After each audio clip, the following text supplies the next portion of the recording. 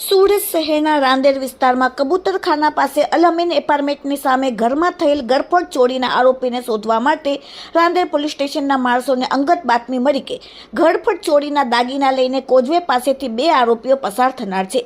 જે બાતમીના આધારે રાંદેર પોલીસે ત્યાં વોચ ગોઠવીને આરોપી એક મોહમ્મદ ઝેદ પટેલ ધંધો પ્લાસ્ટિક કટલેરીનો રહેવાસી હાજી પેલેસ કબૂતરખાના પાસે રાંદેર, આરોપી બે ફૈઝાન પીર મોહમ્મદ શેખ ધંધો આલુપુરીની લારીનો રહેવાસી અરબ ગલી સાબિર બેકરીની સામે રાંદેરવાળાને પોલીસે 500 રૂપિયાની નોટોના ₹25,000, 100 રૂપિયાની નોટોના ₹25,300, સોનાની ચેન બે, સોનાની બુટ્ટી 4, ચાંદીની લંગડી, સોનાની લંગડી બે મળીને કુલ ₹4,12,800 રૂપિયાના મુદ્દામાલ સાથે પકડી પાડ્યો।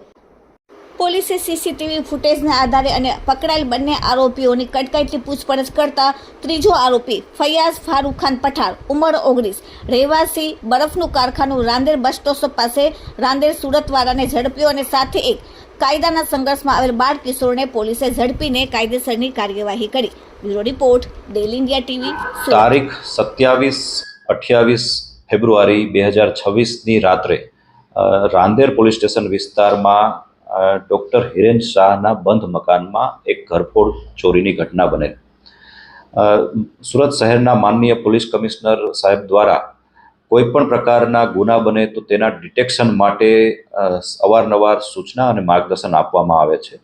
તે અનુસંધાને ઝોન 5 વિસ્તારની ટીમો તેમજ રાંદેર પોલીસ સ્ટેશનની ટીમો દ્વારા આ ઘરફોડનો ગુનો ઉકેલવા માટે હ્યુમન ઇન્ટેલિજન્સ અને ટેકનિકલ ઇન્ટેલિજન્સના આધારે તમામ તૈયારીઓ ચાલુમાં હતી।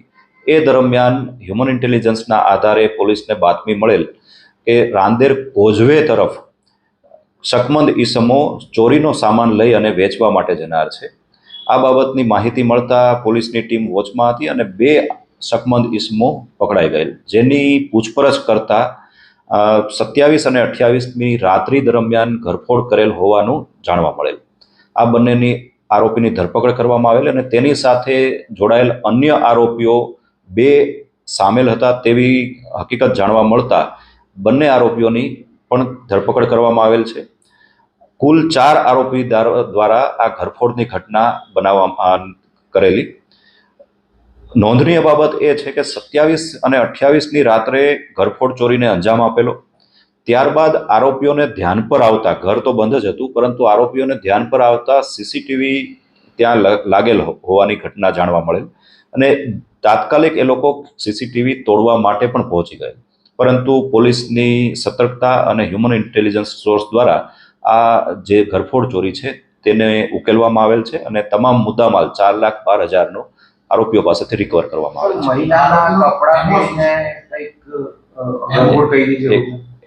એક જ આરોપીની જે પ્રાથમિક વિગત મુજબ જે તપાસ દરમિયાન જાણવા મળેલ છે, આરોપીઓ જે છે એ નવા ચોરીના રવાડે ચડેલ હોવાનું જાણવા મળેલ છે અને જે ચોરીની ઘટના બનેલ છે તે બંધ મકાન હોવાથી તાળું તોડી અને તેમાં અંદર પ્રવેશ કરેલો। બે આરોપી અંદર પ્રવેશ કરેલા ઘરમાં અને બે આરોપી દ્વારા બહાર વોચ રાખવામાં આવેલી અને એ રીતે આ ઘરફોડની ગુનાને અંજામ આપવામાં આવે છે। મહિલાના કપડા પહેરીને ચોરી કરી વિગત સામે આવી? આવી કોઈ વિગત અત્યાર સુધી, એ અલગ ગુનાની બાબત છે। આ ગુના જે ઉકેલવાની બાબત છે તેમાં આ પ્રકારની કોઈ ઘટના હજી સુધી ધ્યાન પર